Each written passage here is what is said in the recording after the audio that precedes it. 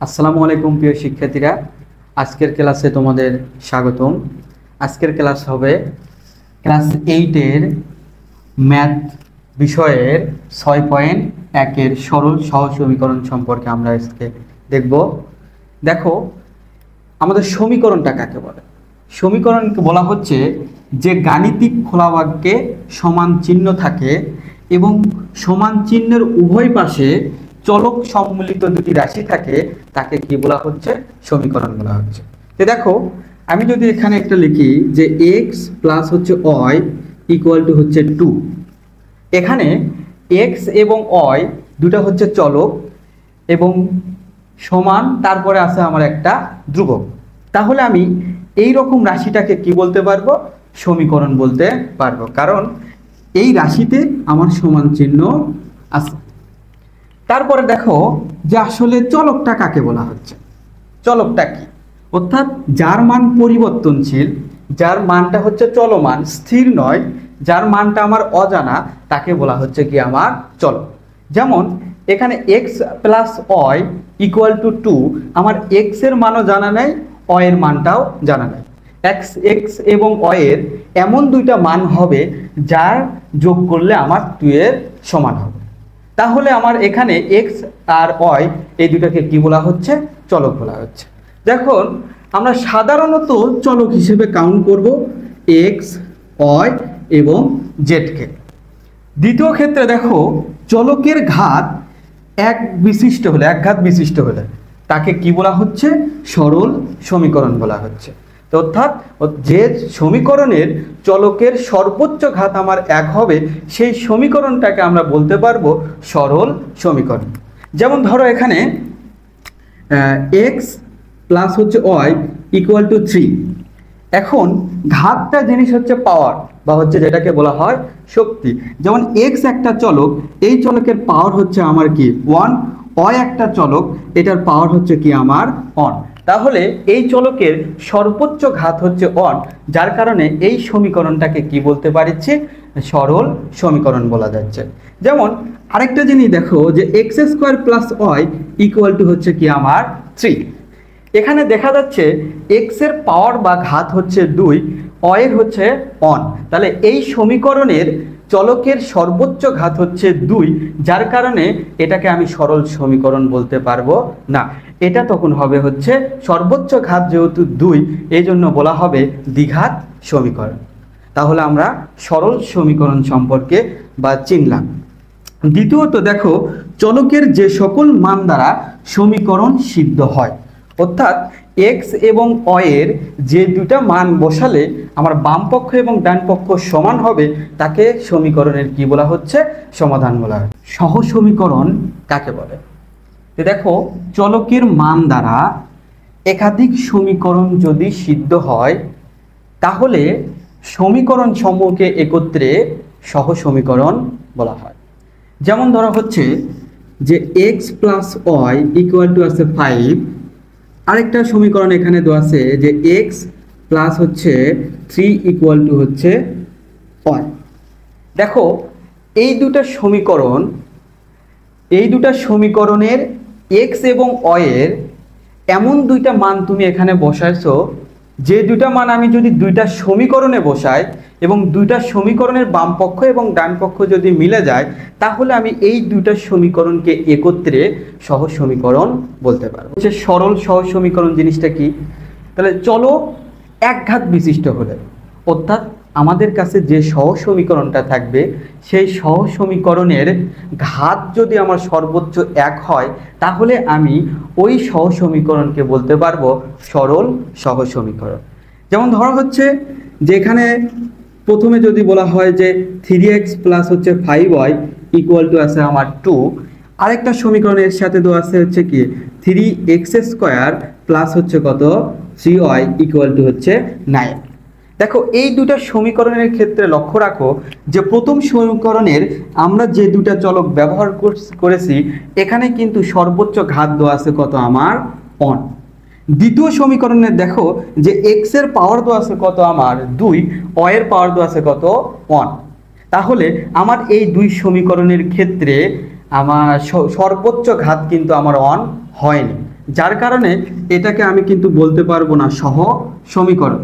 তার সহ সমীকরণ না হলে এটা কিন্তু আমার সরল সহ সমীকরণ নয়। এটা হচ্ছে কি সরল সহ সমীকরণ নয়। দেখো আরেকটা সমীকরণ থেকে যদি লক্ষ্য রাখি, যে ধরো 3x y ইকুয়াল টু হচ্ছে 2, 3x 5y ইকুয়াল টু হচ্ছে 9। তুমি এই দিকে লক্ষ্য রাখো যে এখানকার যতগুলো চলক ব্যবহার করা হয়েছে এখানকার প্রত্যেকটার ঘাত হচ্ছে কি আমার অন, যার কারণে এই দুই সমীকরণকে একত্রে আমি বলতে পারবো কি সরল সহ সমীকরণ। দুই চলক বিশিষ্ট সরল সহ সমীকরণের সমাধান পদ্ধতি আছে চারটি। একে আছে প্রতিস্থাপন, অপনয়ন, আর্গন আর হচ্ছে লেখচিত্রের মাধ্যমে। কিন্তু তোমাদের 8-এর এই বইতে তিনটা পদ্ধতি নিয়ে আলোচনা করা আছে। তিনটা পদ্ধতি হচ্ছে, একটা আছে প্রতিস্থাপন, অপনয়ন আর হচ্ছে লেখচিত্র। আর্গনটা আমরা পরবর্তী শ্রেণীতে শিখব। তো এখন আমরা প্রতিস্থাপন পদ্ধতিতে কিভাবে সরল সহ সমীকরণটা সমাধান হয় তার একটা নিয়ম আমরা এখানে দেখব। দেখো প্রথমে 1 নম্বর নিয়মে বলছে যে দুইটি চলকের মধ্যে যে কোনো একটির মান অন্য একটা চলকের মাধ্যমে আমাকে প্রকাশ করতে হবে। দ্বিতীয়ত কাজ করতে হবে আমাকে যে অপর সমীকরণের প্রাপ্ত যে চলকের মানটা পাইছি ওইটা অন্য সমীকরণে আমাকে কি করতে হবে, স্থাপন করে সমাধান করতে হবে। প্রাপ্ত চলকের মান যে কোনো সমীকরণে বসিয়ে প্রথম চলকের মান নির্ণয় করার মাধ্যমে আমরা দুইটা চলকের মান বের করে আনতে পারব। এখন আমরা প্রতিস্থাপন পদ্ধতিতে একটা অঙ্ক সমাধান করব। তোমাদের অনুশীলনীর কয়ের প্রতিস্থাপন পদ্ধতির 1 নম্বর অঙ্কের হচ্ছে সমাধান। তাহলে এখন দেখো এখানে দুইটা সমীকরণ দেওয়া আছে এবং এই দুই সমীকরণে কিন্তু আমার সরল সহ সমীকরণ। তাহলে আমরা এই সমাধানটা করব। এখন সমাধান দেখো প্রদত্ত সমীকরণ দ্বয়, যেমন হচ্ছে এখানে x plus y equal to 4, এটাকে আমরা সমীকরণ নাম্বার করব হচ্ছে 1। আবার x minus y equal to 2, এটা হচ্ছে সমীকরণ নাম্বার দিব আমরা 2। দেখো প্রতিস্থাপনের 1 নম্বরে কি বলছে যে দুইটি চলকের মধ্যে যে কোনো একটির মান অন্যটির মাধ্যমে প্রকাশ। তো এখন আমরা এই দুই সমীকরণ থেকে যে কোনো একটা সমীকরণ আমরা নিব। তো যেমন ধরো আমি 1 নম্বর সমীকরণটা নিলাম। 1 নম্বর সমীকরণ হতে যে 1 নং সমীকরণ হতে দেখো আমরা কি পাচ্ছি x plus y equal to 4। তাহলে আমাকে একটা চলককে আমি বাম সাইডে রেখে দিব, অন্য চলকটাকে আমি ডান সাইডে পার করে দেব। তো যখন আমরা কোনো সংখ্যা সমানের এক সাইড থেকে অন্য সাইডে পার করি তখন আমাদের চিহ্নের কি হয়, পরিবর্তনটা হয়। যদি আমাদের প্লাস থাকে তাহলে আমার হবে হচ্ছে মাইনাস, মাইনাস থাকলে হবে হচ্ছে প্লাস, ভাগ থাকলে হবে হচ্ছে গুণন, গুণন থাকলে হবে কি ভাগ। যেমন দেখো প্রথমে আমি x কে রাখলাম, x চলককে, তাহলে আমাকে পার করতে হবে অন্য একটা চলক প্লাস হচ্ছে y। যেহেতু y এর আগে প্লাস চিহ্ন আছে, এটা ওই সাইডে পার করে দিলে আমার হয়ে যাবে হচ্ছে কি মাইনাস। তো দেখো এই সমীকরণের ক্ষেত্রে x এর মানটা আমি y চলকের মাধ্যমে প্রকাশ করলাম আর এটাকে সমীকরণ নাম্বার দিয়েছি 3। তাহলে আমাদের প্রথম কাজটা হয়ে গেছে। তাহলে আমাদের দ্বিতীয় নাম্বার কাজটা হচ্ছে কি, অপর সমীকরণে প্রাপ্ত চলকের মান স্থাপন করে অন্য চলকের মান কি করা, নির্ণয় করতে হবে। অর্থাৎ আমি যেহেতু এটা 1 নম্বর সমীকরণ থেকে পাইছি, তাহলে আমাকে এই x এর মান আমাকে আবার 1 নম্বর সমীকরণে বসানো যাবে না, এটাকে আমি সমীকরণ নম্বরে বসাবো হচ্ছে কোথায়, 2। তাহলে আমার এখান থেকে লেখা যাচ্ছে x এর মান 2 নং সমীকরণ, 2 নং সমীকরণে বসিয়ে পাই। তো দেখো 2 নং সমীকরণে x এর জায়গাতে আমি বসাবো কত, 4 মাইনাস হচ্ছে y, আবার এখানে দেওয়া আছে কত মাইনাস y ইকুয়াল টু কত হচ্ছে 2 হচ্ছে। তো দেখো এই জায়গায় এখন যে সমীকরণটা আমরা পাইছি এটা এক চলক বিশিষ্ট সমীকরণ। এখন এক চলক বিশিষ্ট সমীকরণটাকে আমরা সমাধান করব। তা এখানে মাইনাস y আর মাইনাস y এই দুটো করলে আসে হচ্ছে -2y, আর 4টাকে যদি আমি ওই সাইডে পার করে দেই তাহলে আসে প্লাস, আসে ওই সাইডে গেলে হয়ে যাবে -4। তাহলে আমার এখান থেকে পাওয়া যাচ্ছে কত, -2y, আর এখান থেকে বিয়োগ করলে আমার আসে -2। তো দেখো আমাদের সমানের বাম সাইডে মাইনাস, ডান সাইডেও কি আছে, মাইনাস আছে।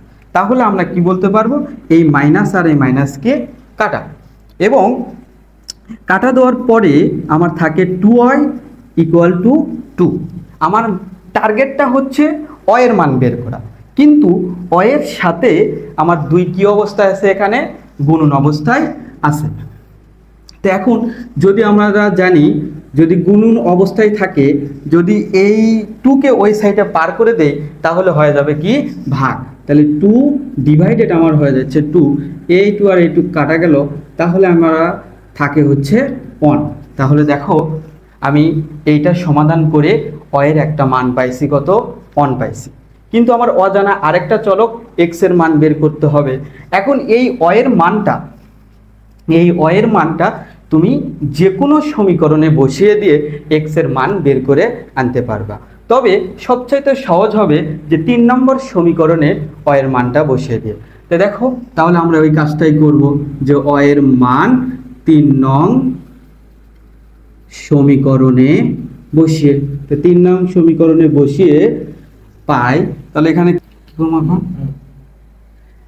x ইকুয়াল, দেখো 3 নং সমীকরণে x = 4 - y, যেহেতু আমরা y এর মান কত পাইছি, 1 পাইছি, তাহলে y যেখানে আসে সেখানে y এর পরিবর্তে তুমি কি বসে দাও, 1 এর মানটা বসে দাও। তাহলে 4 মাইনাস, যেহেতু y এর মান এখানে 1, এখানে বিয়োগ করলে পাওয়া যাবে কত, 3।